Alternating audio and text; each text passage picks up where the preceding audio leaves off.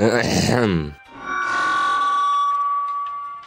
باش نعمل لكم لايف شوية بنات من ماتشي ماتشي، شوية قمار وزيد شوية سبان وجوبير.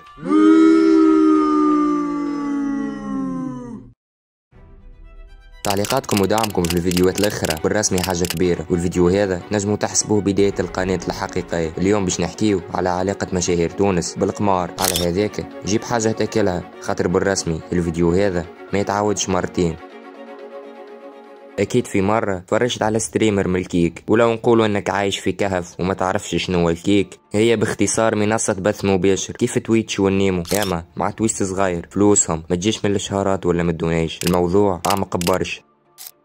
أسست منصة الكيك في ديسمبر 2022 من طرف إيدي كريفن وبيجان تهرناني، كان مغلطش في النطق بالطبيعة، وهما نفس الأشخاص. وراستيك واحد من أشهر مواقع القمار في العالم. من لول الكيك قدمت كمنصة منافسة لتويتش، اما بخاصية مغرية، صانع المحتوى ياخذ 95% من أرباح الدونيشن، والمنصة تاخذ 5% أكاهو، مقارنة بالمنافس تويتش اللي تاخذ 50% كاملة. كان عرض مستحيل يتفوت لأي ستريمر. على هذاك في ظرف أشهر كهاو برشا ستريمرز كبار هربوا من تويتش ومنصات أخرى ومشاو للكيك، وحتى ستريمرز عالميين بحجم XKC اللي هو من أشهر ستريمرز في العالم عمل العقد قيمته 100 مليون دولار، وبرشا غيره من العرب وحتى التوانس.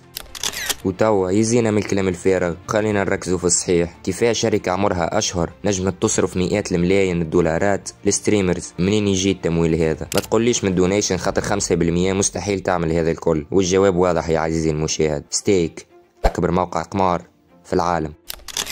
باش نكون واضحة معاكم، العلاقة بين كيك وستيك مش كلام فارغ مني. قبل تأسيس الكيك أصحاب ستيك كانوا يمولوا ستريمرز باش يعلنوا عن موقعهم، وكي تويتش حضرت محتوى القمار بيجان وإيد قرروا يعملوا كيك كمنصة جديدة باش يكون عندهم تحكم كامل وحرية كاملة في المحتوى. يعني مصدر تمويل الكيك مرتبط بتاريخهم مع ستيك.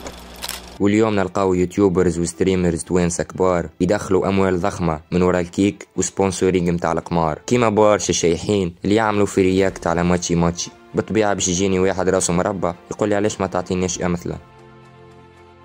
تعرف علاش؟ او شيت، برا بلا اسامي خير.